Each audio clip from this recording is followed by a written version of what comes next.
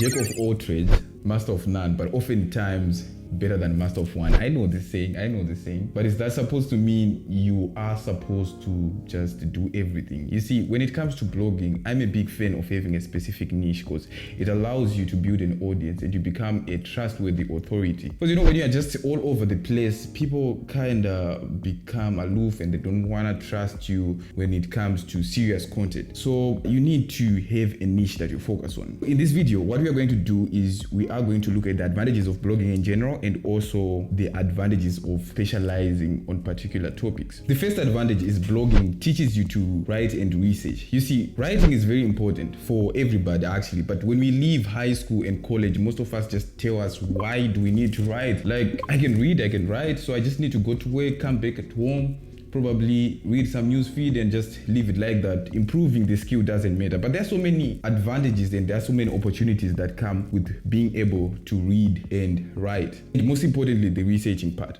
As a matter of fact, my friend tells me since he can read and he can write, there's no need for him to improve. But we will look a little closer to the advantages that come with being a good writer and a good reader. Let's start with writing. Writing makes you a better communicator because you get the nuances of every piece of content that you go through. For example, ever since I started my blog, when I go through movies, music, and all that jazz, I kind of get some hidden gems in the details that they give me, which most people wouldn't get. And I think that's very important in terms of communication. And that also makes you a better receiver of information and obviously a better send of information. Psychologists argue that blogging or writing in general makes you a better thinker. As a matter of fact, people with journal every day have a clear view of where they want to take their lives from. And I wouldn't argue because you know what? When you are writing, you're actively retrieving. So you keep the information that is necessary closest to you. In addition to writing, blogging forces you to dig deeper into topics that you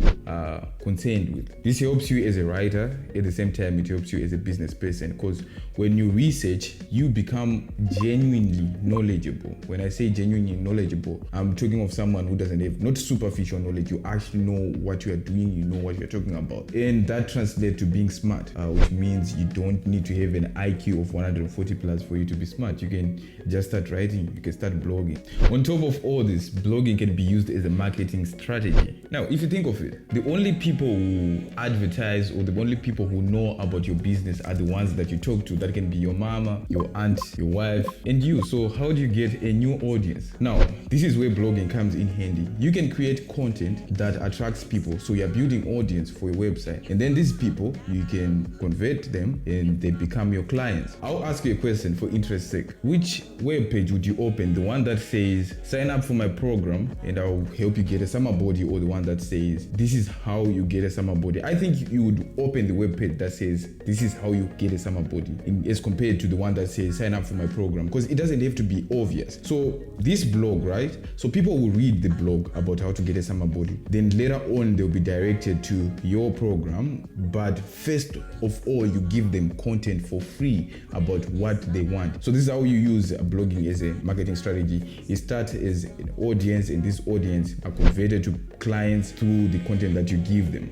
What I'm simply saying is, the more you talk about information in general and about things that you know, the more people start to know about your business and your products that you sell. That's how blogging can help you. Also, blogging can be used as a CV. I've seen so many people get opportunities to talk and meet people in general for, social scenarios, and just people who are like-minded, and people can comment, can be, encouraging and all that. That's using blogging for other opportunities as well. You might not get fancy gigs to come to speak to maybe some UN conferences and all that, but trust me, just a good rapport of people who listen to you, people who comment, people who email you about different things happening to your life makes it just amazing. Last but not least, 99% of the people who use the internet are people who consume content that is created by other people. They don't try to shape what the web is supposed to be like. So why don't you join the 1% that actually shape the structure of the internet by creating content yourself? Trust me, this is very important. Every one of us needs to make a contribution to our society and our communities. Because you see, most people are always complaining about maybe the content, poor quality and all that, but they themselves never put it upon themselves to create information or to create content. So just making a contribution is something that can never be subverted. It can never be disparaged. It's a good gesture of you accepting your responsibility as part of a community. Now, it would be irresponsible of me if I don't tell you about the disadvantages of blogging. I mean, there are trials that come with it. It's just hard. You have to put in the work. You have to put your head down and graft before you get the number of page reads that you dream of. We have so many YouTubers who come out there and tell you about their 300,000 readers every month, 3 million readers every month, page visits and all that, and you're like, wow, maybe I should start my blog. I mean, in month 2 I might be getting that much readers, but the truth of the matter is that's not the whole story. It's very difficult. People have to put in work, and sometimes you need to put more work, especially when you're starting. You need to put more work than the average blogger is doing out there. So you have to be cognizant of that. You have to put a lot of work before you get the page reads. But you know what? This is the reason why I put the disadvantage at the end, because it's not something that is supposed to deter you from pursuing your career as a blogger. Just try it and you see the advantages. As for me, I've really witnessed a lot of opportunities coming my way, and if you look at me and have a discussion with me, I'm more knowledgeable than ever because I started writing. With that being said, I'll see you in the next video.